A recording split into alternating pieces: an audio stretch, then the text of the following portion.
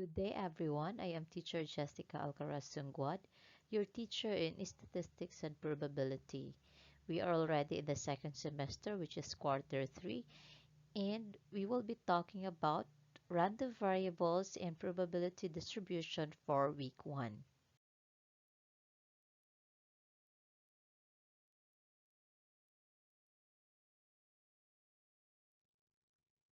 So there are five learning competencies in this week, which can be seen in your learning activity sheets.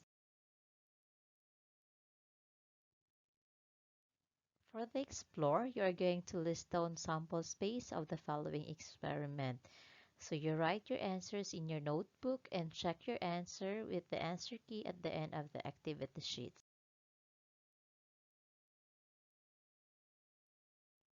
You have definition of terms. A random variable is a result of chance event that you can measure or count. A random variable is a numerical quantity that is assigned to the outcome of an experiment. It is a variable that assumes numerical values associated with the events of an experiment. A random variable is a quantitative variable which values depends on chance. You just have to take note that we use capital letters to represent a random variable. Discrete and continuous random variable. A random variable may be classified as discrete and continuous. A discrete random variable has a countable number of possible values, while the continuous random variable can assume an infinite number of values in one or more intervals. We have examples of discrete random variables. They are number of beds in a box, number of ants in a colony, number of ripe banana in a basket, number of COVID-19 positive cases and how related, number of defective batteries. And for the continuous random variables, we have amount of antibiotics in the vial, length of electric wires, voltage of a car batteries, weight of newborn babies in the hospital, amount of sugar in a cup of coffee. Discrete probability distribution or a probability mass function consists of the values a random variable can assume and the corresponding probabilities of the values. We have properties of a probability distribution. Number one, the probability of each value of random variable must be between or equal to 0 and 1. In symbol, p of x is greater than or equal to 0 but less than or equal to 1. That would mean that the probability should not be a negative number nor greater than 1. Number 2, the sum of the probabilities of all values of the random variable must be equal to 1. In symbol, summation of b of x is equal to 1. So, if the probability distribution, if we're going to add them all, if it is not equal to 1, or if it is less than 1 or greater than 1, meaning that is not a probability distribution. Let's have this example. Two balls are drawn in succession without replacement from an urn containing 3 orange balls and 4 violet balls. Let V be the random variable representing the number of violet balls. Find the values of the random variable V and construct the probability distribution of random variable B.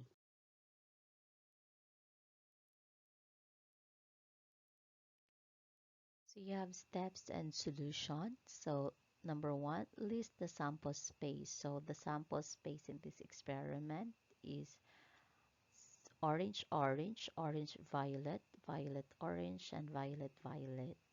Number two, count the number of violet balls in each outcome and assign this number to the outcome. So you have there the outcome. So you have orange, orange. So there would be 0 violet ball. Orange, violet, so 1 violet, violet, orange, so you have 1 violet, and violet, violet, you have 2 violet. So the values of the random variable b in this experiment are 0, 1, and 2.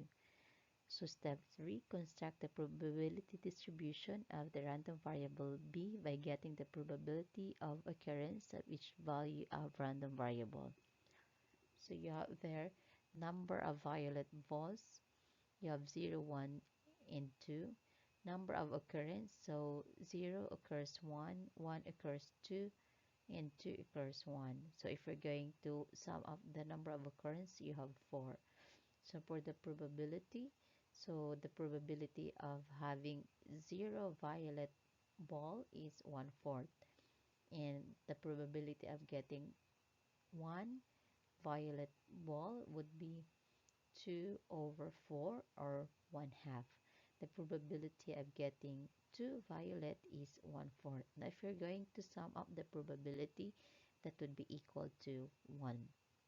So the probability distribution of the random variable b can be written as v, which are the value of the random variable v, that is those who are 0, 1, and 2, with each corresponding probabilities, which are 1/4, 1/2, and 1. Let's have example number 2. Suppose 3 coins are tossed. Let t be the random variable representing the number of tails that turn up.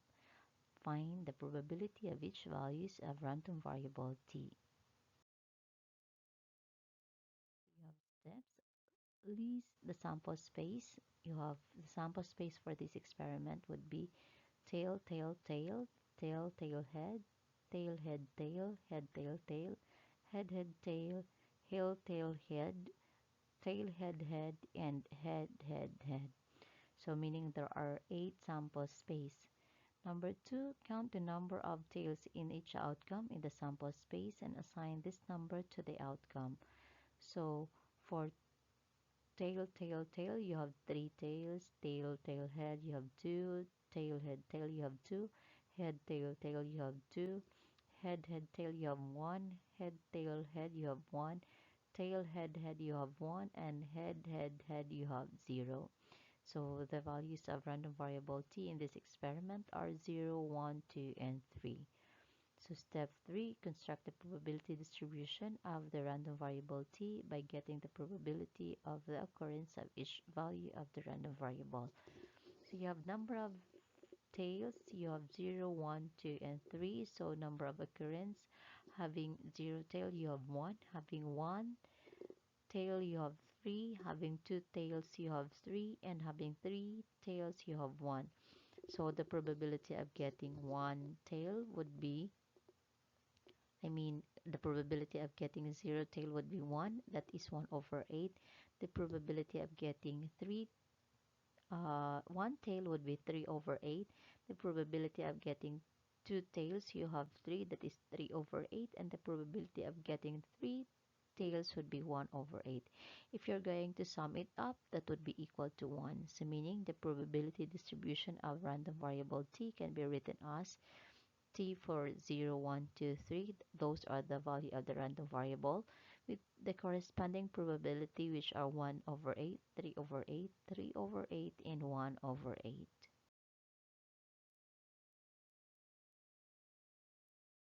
For engage, you identify the following random variable.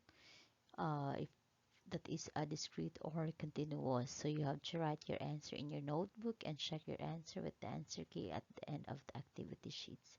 For letter B, you have to determine the given if it is a probability distribution or not. So these are available or can be seen in your learning activity sheets. For apply or your assessment, you have to write your answer in your yellow paper. So you have to answer 5 items multiple choice test in one problem solving. So in the problem solving, make sure you have written all the solution, which is equivalent to 10 points. So take note, avoid copying from your classmates. With that, thank you and God bless.